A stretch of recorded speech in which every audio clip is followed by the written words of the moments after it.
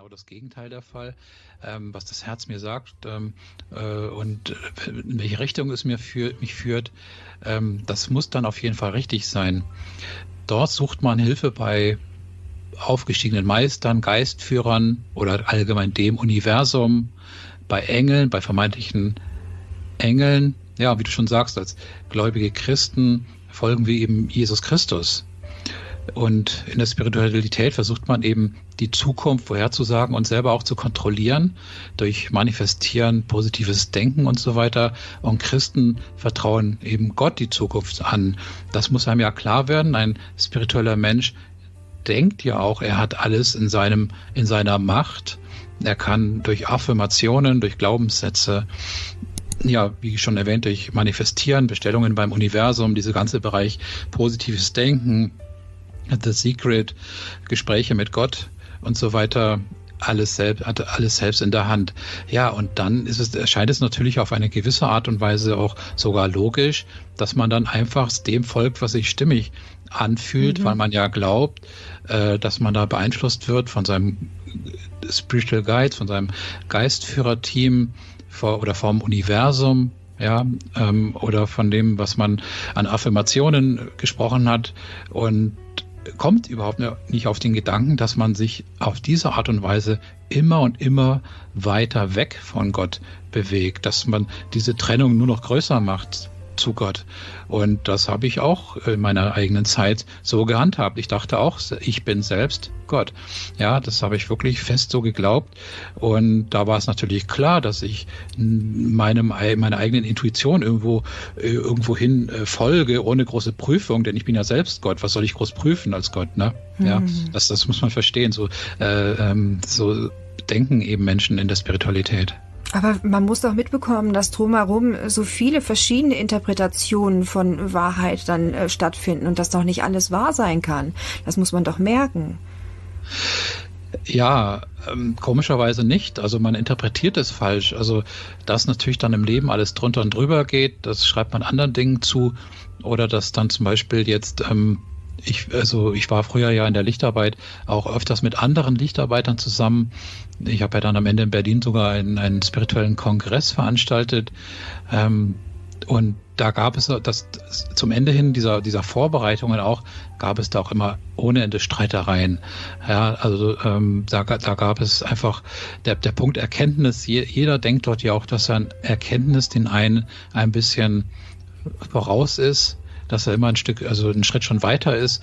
Liebe spielt dort eigentlich keine Rolle, auch wenn man oft von Licht und Liebe spricht, aber es ist mehr so eine Worthülse. Die Erkenntnis steht ganz oben. Und jeder hat eben so seine eigene Erkenntnis. Jeder denkt, seine Erkenntnis ist die richtige. Und dass sich das natürlich stößt mit anderen, die vielleicht eine andere Erkenntnis haben, ist ja logisch, ja. Aber es gibt eben nicht, wie du schon sagtest, hier zum Beispiel mit der Bibel so einen einheitlichen Maßstab. Es denkt dort jeder wirklich, was er denkt, ist das Richtige. Das führt natürlich dann auch zu Streitereien, und auch zu Zerwürfnissen und zu Konkurrenzkämpfen, Eitelkeiten, Mobbing, alles, was so dazugehört, wenn es um diese Ego-Spielchen dann geht. Ein Hauen und Stechen ist das teilweise dort, ja. Aber man interpretiert es irgendwie doch nicht so, dass das vielleicht daran liegt, dass ich irgendwie hier auf dem falschen Dampfer bin. Komischerweise. Bei mir war es auch so. Ich dachte dann, naja gut, dann sind sie einfach noch eben jüngere Seelen, die brauchen diese Erkenntnis noch. Genau. Die anderen sind noch nicht so weit. Genau, die anderen sind noch nicht so weit. Ja. Aber die anderen dachten dasselbe von mir auch. Also und da kommt man natürlich nicht irgendwie auf einen Konsens. Ja, interessant. Ich habe auch ein bisschen den Eindruck, als ob man sich sehr von Oberflächlichkeit leiten lässt. Also dass zum Beispiel eine sanftmütige Darstellung, also wenn sich jemand als besonders lieblich darstellt oder besonders ruhig und verständnisvoll, also sich sehr lieblich dargibt, dass das irgendwie scheinbar eine Glaubwürdigkeit in vielen Augen, vieler Menschenaugen irgendwie darstellt. Ist das so? Naja, du musst ja nur mal die ganzen YouTube-Kanäle anschauen, die es da in dem Bereich gibt. Die Personen dort kommen natürlich alle ganz, ganz liebevoll rüber. Da würde man alle sagen, Mensch, was für sympathische Menschen. Also Nancy Holten, super sympathisch, Baha Yilmaz, Sylvia Srojedaya Grupp, auch super sympathisch, oder Jacqueline Lesonnier, die haben alle Zehntausende Abonnenten, manche haben 100.000, ja, oder Christina von Dreien, da kommt dann plötzlich so ein ganz junges Mädel, wo man denkt, ach, das ist ja süß, sie ist hier noch nicht mal 21 oder so, inzwischen ist sie soweit und hat da schon so viel Weisheit und spricht da so scheinbar weise daher. Das beeindruckt viele. Ja, dann haben die natürlich auch, gestalten die ihre Videos gut und das blendet einfach viele und denken, ja, das muss ja stimmen. Ja, dahinter steckt eben auch eine Strategie. Oder aber auch diese Protagonisten, wo ich jetzt gerade einige genannt haben, wissen das selbst nicht, dass sie eigentlich Menschen in die Irre führen. Das kann sein, ja. Aber mich wundert das ein bisschen, dass Leute so zahlreich darauf reinfallen. Weil ich persönlich habe so oft in meinem Leben die Erfahrung gemacht, dass eine liebliche Darstellung einer Person noch lange keinen lieblichen Kern mit sich bringt. Also ich bin da sehr abgebrüht mittlerweile, zu oft ernüchtert worden, glaube ich. Was mir auch aufgefallen ist, dass halt Selbstverständlichkeiten, also tatsächliche Erscheinung aus der Natur. Ich habe zum Beispiel ein Video bei dir gesehen, da geht es um das Waldbaden. Mhm. Also ich würde mich mit niemandem drüber streiten, dass es Fakt ist, dass man im Wald zur Ruhe finden kann, dass es einfach stresslösend ist, dass das Fernbleiben von künstlichen Lärm und Geräuschkulisse also das Fernbleiben von künstlicher Geräuschkulisse einfach einen beruhigenden Effekt hat auf dich, die frische Luft und die Farben, die dich umgeben. Aber solche normalen, gesunden Erkenntnisse werden ja gerne dann mit einer übernatürlichen Lehre dann verbunden. Ist doch so, oder? Ja, das ist ein gutes Beispiel. Ja, was spricht schon dagegen, mal in den Wald zu gehen? Das ist sehr schön und entspannend. Mhm. Da würde wohl kaum jemand widersprechen. Gesunde Luft und so. Ja, Wald mag ich auch sehr, sehr gerne. Ich auch, ja. Dann wird das aber so pervertiert, dann soll man da auch mal in die Energien der Bäume reingehen. Das sind auch, wenn man so Bäume umarmt, wenn man also die Schöpfung irgendwie wie anhimmelt und nicht den Schöpfer, der ja diesen Wald überhaupt erschaffen hat, an dem wird natürlich nicht gedacht. Ja, und dann soll man da eben meditativ durch den Wald gehen und dann zwischendurch vielleicht auch mal ein bisschen Yoga gemacht. Da wird also eigentlich etwas ganz Natürliches, wird plötzlich zu einem spirituellen Programm. Genau. Ja, und dabei ist es einfach nur ein Wald, in dem man mal gehen kann, wo ein paar Vögel vielleicht zwitschern. Also sehr schöne Sache, wird dann dort einfach esoterisch uminterpretiert. Also ja, furchtbar, ne? Ich meine, man hat überhaupt gar keine richtige Freude mehr, wenn man da so ein Programm abspult, wenn man mal in den Wald geht. Nur, ja, also man sollte einfach in den Wald gehen, einfach so. Dann kann man aber immer auch dem Schöpfer danken, Gott danken, dass er so einen schönen Wald auch erschaffen hat, mit den schönen Bäumen und den Tieren, die da leben. Das wäre angebracht. Aber wie auch das Neue Testament schon sagt, sie haben die Schöpfung verehrt, aber eben nicht den Schöpfer. Das ist aber häufig so, dass gerade diese Vermischung von Wahrheit und Lüge die Menschen dafür öffnet, eben neue Ideen und alternative spirituelle Wege anzunehmen. Ich sehe das übrigens auch beim Yoga so. Ich finde das völlig logisch, dass wenn du Dehnübungen machst, also wenn du Stretching betreibst, dass du dann einen Entspannungseffekt auf deinen Körper hast. Nur wird dieser natürliche Effekt, der wird eben dazu gebraucht, um dich geistig quasi zu verleiten und mit bestimmten Lehren zu indoktrinieren, oder?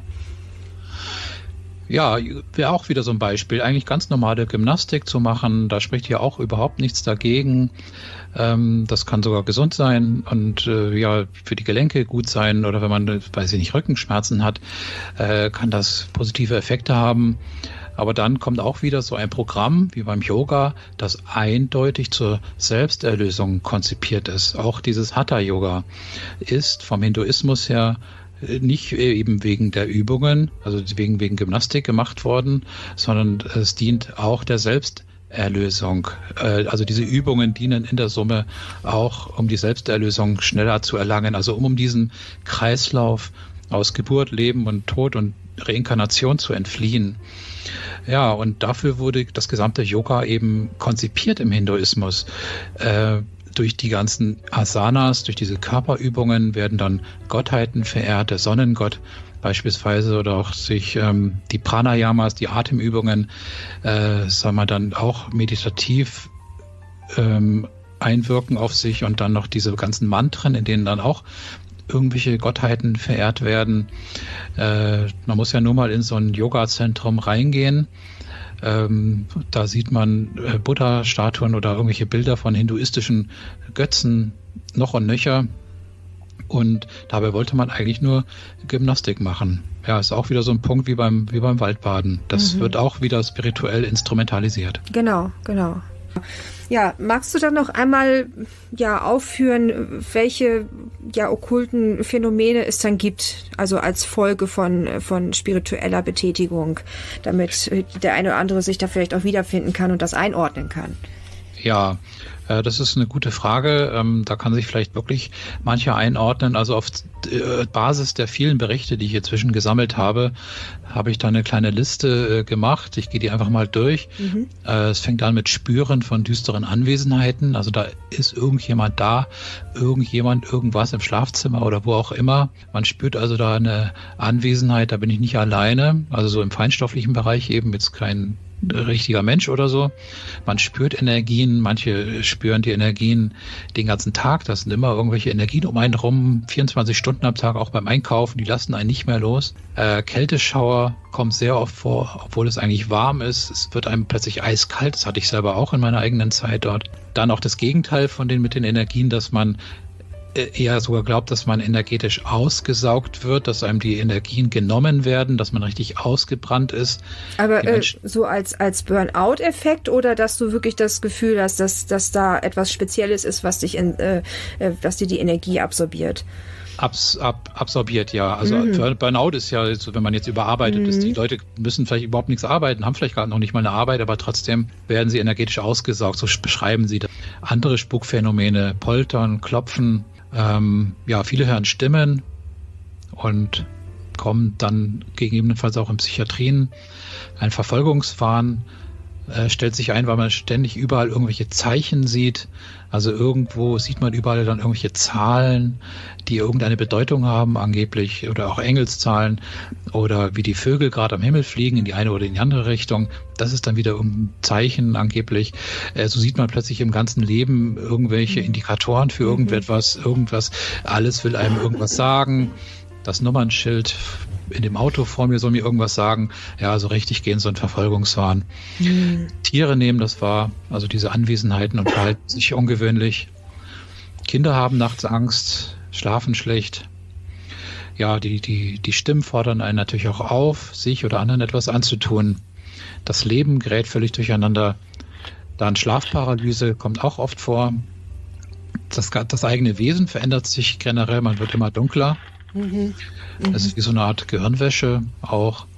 Man entwickelt Süchte, Abhängigkeiten. Man muss immer wieder homöopathische Mittel nehmen, immer wieder Schüsselersalze nehmen. Oder man muss immer wieder zum Kartenlegen gehen oder zur Familienaufstellung gehen.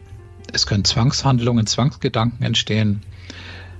Dann kann sich Medialität oder Hellsichtigkeit entwickeln, die man eigentlich vorher gar nicht hatte. Man war vielleicht so ein bisschen feinfühlig, aber es entwickelt sich dann durch die okkulte Betätigung eine richtig gehende Medialität, kommt auch ganz oft vor. Oder man hat zeitliche Aussetzer, Schwierigkeiten in der Bibel zu lesen. Jesus hat man auch ein Problem, sich damit zu beschäftigen. Lästergedanken gegen Gott, so eine Ruhelosigkeit. Ja, es gibt sicherlich noch mehr, aber das waren mal so einige, auf die ich immer wieder treffe. Was natürlich auch der Fall ist, dass die Leute einfach von den Praktiken selbst irgendwie so beeinflusst werden in ihrer Lebensentscheidung, ja.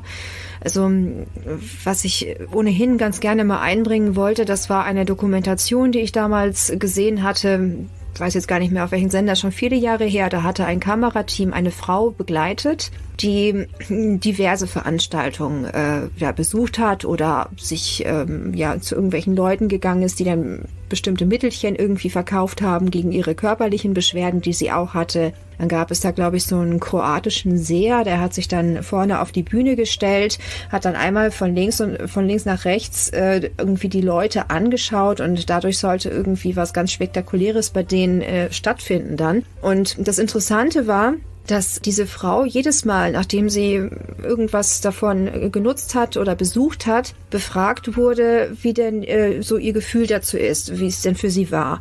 Und sie war jedes Mal begeistert. Jedes Mal. Und man hat aber, wenn man diese Dokumentation gesehen hat, konnte man ja sehen, dass sie quasi nie satt wurde.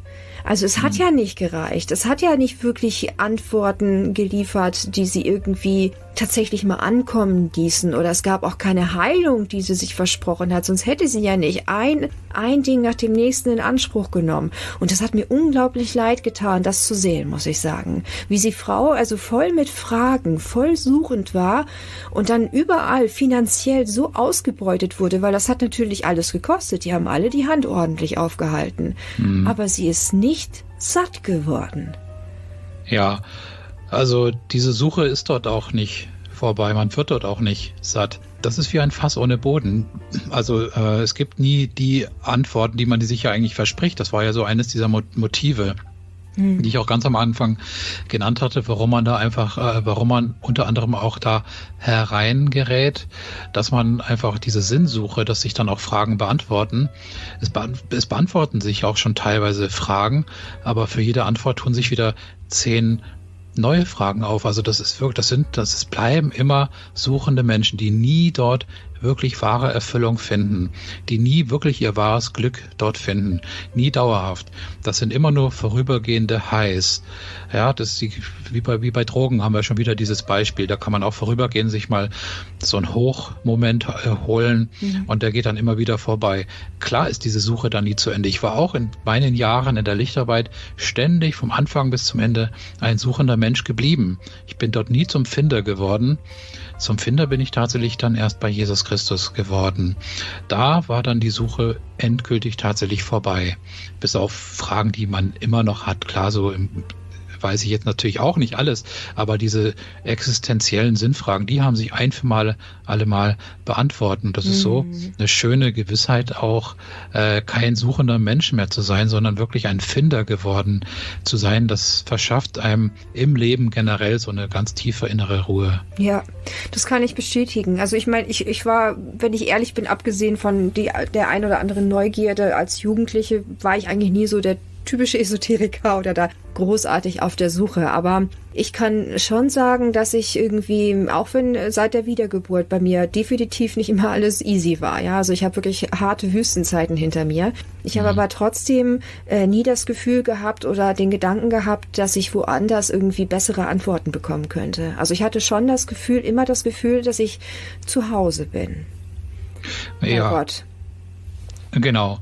Und das ist in der Spiritualität eben nie der Fall. Da bist du nie wirklich zu Hause. Irgendwann da wird das auch irgendwann dann offenkundig, dass das zu nichts Gutem führt. Also mit der Zeit, ich wurde immer depressiver. Jetzt bei meinem letzten Podcast hat auch eine Frau berichtet, die wurde immer spiritueller da in dem Bereich. War alles top, ja, also die wurde auch super medial, konnte hell sehen und dergleichen, also spiritueller geht's kaum, aber sie berichtet, dass sie gleichzeitig immer suizidaler wurde bei all dem. Ist doch komisch, ne? Ja, schlimm. Wieso will man sich das Leben nehmen, wenn doch alles so top läuft in der Esoterik? Das ist ja so ein krasser Widerspruch. Normalerweise sollte man es da eigentlich dann erkennen, ja. Aber ich muss auf mich selber blicken. Ich habe es auch nicht erkannt, selbst in größten Krisen, dass das einfach daran liegt, weil man sich das dann doch irgendwie anders erklärt. Also da gibt's dann auch immer irgendwelche Antworten, die der Teufel einem dann für einen parat hat, woran das liegen könnte. Aber an und für sich, das Leben ist der beste Beweis. Da muss ich noch nicht mal einen Vers in der Bibel kennen, dass wenn in meinem Leben alles drunter und drüber geht, wenn ich plötzlich den Drang habe, mir selbst etwas anzutun, wenn irgendwie alles den Bach runtergeht und ich Angstzustände habe oder diese Auswirkungen, die ich gerade geschildert habe, über mich kommen, dass das genau an dem liegt, was ich tue, an dieser okkulten Betätigung. So kann man sich normalerweise, sage ich ja mal, ja, weil ich es ja auch nicht geblickt habe, aber eigentlich kann man sich eins und eins zusammenzählen und dass sich das zusammenreimen, dass das eigentlich nichts Gutes ist, was ich da tue. Mhm. Gut, jetzt ist das so, wenn man auf andere Leute blickt oder sich andere alternative Darstellungen, Wege oder Erklärungsversuche des Universums und das Leben anschaut, dann könnte man irgendwie denken, wie können die Leute nur das glauben? Aber wir finden ja in der Bibel selbst, bekommen wir ein Beispiel dafür, dass man irgendwie viele Informationen zur Verfügung haben kann, aber trotzdem blind ist. Also zum Beispiel die Symbolik, die dahinter steckt, dass Paulus mit Blindheit geschlagen wurde. Erstmal war er ja ein eifriger Christenverfolger gewesen und war ja, was die Tora anbelangt, top. Ja, also er wusste ja eigentlich schon über den Inhalt des Alten Testaments Bescheid. Aber er hat ja trotzdem Jesus als den Weg nicht erkannt. Und diese Symbolik, die dahinter steckt, dass er eben erstmal vorübergehend mit Blindheit geschlagen wurde, den kann man auch sehen, dass man kann Informationen zur Verfügung haben und trotzdem blind sein. Ich glaube, dass man da wirklich auch vielleicht einfach Unterstützung braucht, dass man, auch wenn man sagt, okay, ich sympathisiere mit dem Christentum, ich sympathisiere mit der Bibel, aber ich bin mir einfach nicht sicher und woher soll ich wissen, was richtig oder falsch ist, dass man sich dann wirklich einfach mal so auf ganz einfache Art und Weise dann an Jesus wendet und darum bittet, dass einem das gezeigt wird. Ja, das wäre so zum Abschluss auch ein guter Hinweis, dass also wenn sich hier irgendjemand da in irgendetwas wiederfindet, macht es nicht so wie ich. Ja, ich habe das völlig ignoriert oder habe einfach nicht meine richtigen Schlussfolgerungen gezogen. Ich musste erst ganz tief fallen, bevor dann Gott in seiner Gnade in mein Leben trat. Ich würde genau das machen, was Anita gesagt hat. Wende dich dann an Jesus Christus. Wenn das irgendwo auf dich zutrifft, irgendetwas, was du jetzt hier gehört hast in dem Gespräch, ja, dann ist klar, dass das genau an dem liegt, was du tust, in der Spiritualität. Dann wirst du wahrscheinlich auch eine oder mehrere dieser Praktiken ausüben oder an diese Lehren glauben und auch diese Auswirkungen spüren, vielleicht nicht alle, aber einige davon. Du bist, wenn du ganz ehrlich bist, auch immer noch ein suchender Mensch. Die Fragen, die du hast, die haben sich nicht wirklich beantwortet. Also du bist immer noch in diesem, wie ein Kreis. Ja, du drehst dich im Kreis. Wenn das alles oder Teile davon auf dich zutreffen, dann komm auf jeden Fall zu Jesus Christus. Du wirst zum Finder, diese ganzen der ganze Okkultismus, damit macht Jesus Christus Schluss und du gewinnst das ewige Leben noch oben drauf. Also du kannst auch um ein Zeichen bitten, wenn du jetzt noch Zweifel hast und ihn bitten, ja, dann zeig mir doch, wenn das alles so stimmt, was jetzt gesagt wird, dann zeig mir das irgendwie im Leben. Und das sagt die Bibel zu. Wer an meine Tür klopft, den werde ich auch hineinlassen. Also wenn du an die Tür von Gott anklopfst, und das tust du mit so einem Gebet, ja, dann wird er sich auch auf seine Art und Weise dir zeigen. Ja, genau. Eckhard, das war ein wunderbares Gespräch. Also sehr interessant, sehr angenehm. Vielen Dank für das Gespräch. Ja, danke dir auch, Anita. Hat mir auch gut gefallen und auch für dich weiterhin Gottes Segen. Ja, vielen Dank, dass ihr dabei gewesen seid. Ich hoffe, dass auch für euch gute Antworten dabei gewesen sind und dass ihr Orientierung findet. Ja, ich hoffe, dass es für euch gut verläuft, dass ihr rauskommt aus dieser, unbefriedigenden Suche und wünsche euch Gottes Segen. Alles Gute und bis bald. Tschüss.